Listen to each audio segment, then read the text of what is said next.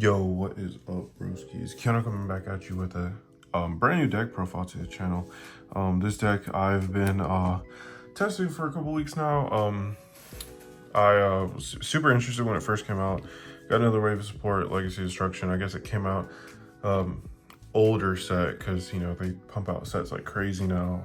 But pretty much like just saw list. Picked up all the singles from my local OTS and sleeved it up without reading much of them, and did really pretty well, like right out of the gate with it. And then I took it back, kind of broke it apart, you know, just made it a little more consistent. Now it's performing pretty well. Now, you know, this isn't something I would necessarily take to a, I think I saw recently someone topped like, I think there was like a top 64 finish with this deck at Nationals. So that's like pretty interesting. Cause you don't think some of these decks can just perform, but then like, you just never know. But I'm gonna go ahead and get into it. Like I said, it's my current list. I'm gonna play it for a few weeks. Really enjoy this deck. So I'm gonna go and get into it. Start out with triple of Priestess of the Ashen City. When you have the field spell, I think all of them have this effect. You can just special summon this card out. It's pretty much your straight up like searcher. It searches any Ashen card. Can't search Awakening of Vados, which kind of sucks. But I mean, then that would like make the deck kind of crazy. Because Awakening like does so much on its own. But yeah, it's like crazy card. And then next up we run one king. Sometimes I miss the second one because you know when you blow up your field spell you can special one out, but I don't know, you don't really need to. And then if your opponent controls, like when it's on the field, if your opponent controls like a 2800, which is probably gonna be Vados, you can special one out for the deck. If you don't, I believe you just add it to your hand. No, you can either special summon one from your hand, but if they control a big dude, your Vados, special summon from the deck. This enables your board wipe, Hero of the Ashen City. It's a pretty cool card. Not the best into some like boards, but like, you know, well-timed board wipe is like pretty nuts sometimes. Like, so when you're playing, you can either decide to like fuse the board and bring out your boss, this card, and then blow up back row. Or sometimes like a well-timed board wipe is like good enough and they just pass turn, and then, you know, you typically have enough follow-up to like finish them off. One of the Spearhead of the Ashen City. This is a card like like the games do get grindy. So I'll talk about these two real quick. These two is like you're pretty much getting into like later on. So Shaman and Spearhead.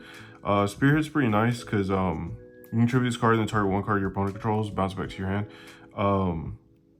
You're usually bouncing your Vados because if your opponent controls 2800 monster, you can do that. This one lets you recycle. You can target 3 pyro monsters that are banished or in your graveyard, shove them into your deck. And if you control an Ashen monster, you can add 1 of the field spell. But yeah, they all special summon. So this helps you like just kind of grind a little bit more. This one helps you like recycle your Vados, because you always kind of want a Vados in hand. This deck like lives on that. Speaking of, I don't know how he's so far down the list, but triple Vados, obviously. It's heart and soul of the deck. It's just it's a board wipe, and then it sets your continuous trap. This card's nuts. This card's crazy. I love this card. Next for this, the spells, 3 Obsidian, the Ashen City. This this field spell is like pretty insane.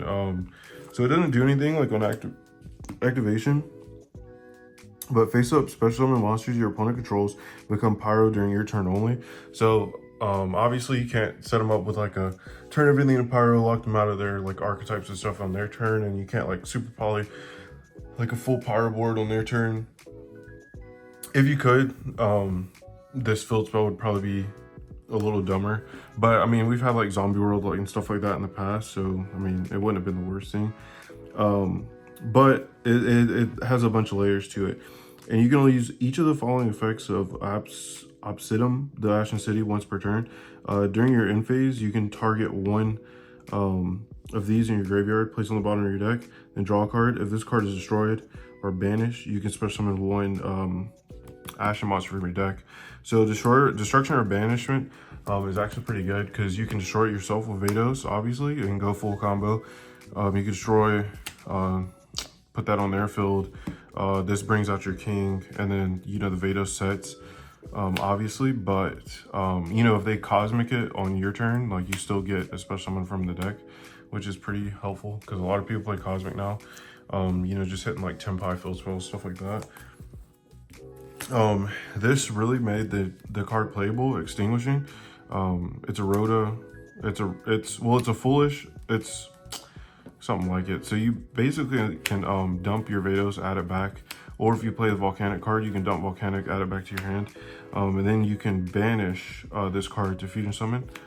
You know, so it is like one card, like, do your thing. It's kind of crazy, but this is much needed. You see this in draw phase, and like, you know, anything else, you're just kind of like going all the way off. This one's dumb.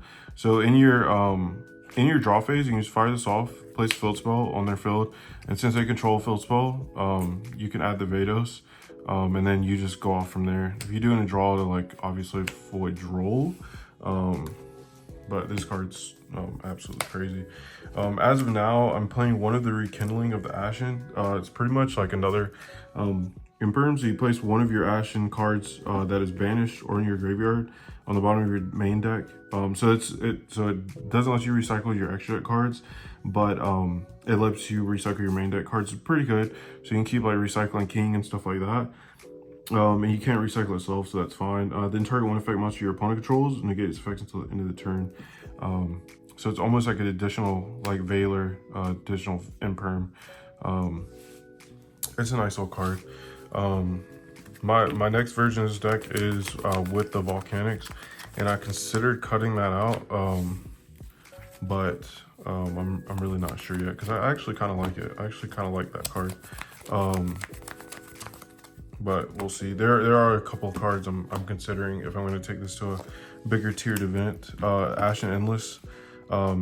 This is the thing that, like, fuses and gets you into your boss guy. As another effect that rarely comes up. So you can banish this card and one dark pyro monster from your graveyard. All monsters your opponent currently controls become pyro until the end of this turn. So that's the way you can get things going on your turn. You know, because your field spell doesn't make their stuff pyro on your turn. Ashen for Eternity. This helps you recycle your Vados. So this card is activated. You can add one Vados, the Eruption Dragon, or one Ashen monster from your graveyard to your hand. You can target one face-up monster your opponent controls that you own. Take control of that monster. Then you can make all face-up monsters your opponent controls lose attack equal to the targeted monster's original attack. This attack change lasts until the end of this turn. So super crazy. Actually pretty dumb. But you only need one of each. Vados gets them out pretty easy. Now for the hand trap suite, triple Ash, triple Droll, double Veiler, triple Imperm. I feel like these are mandatory. Super Poly, 2 Lightning Storms, 1 Cross Out, and 1 Called By.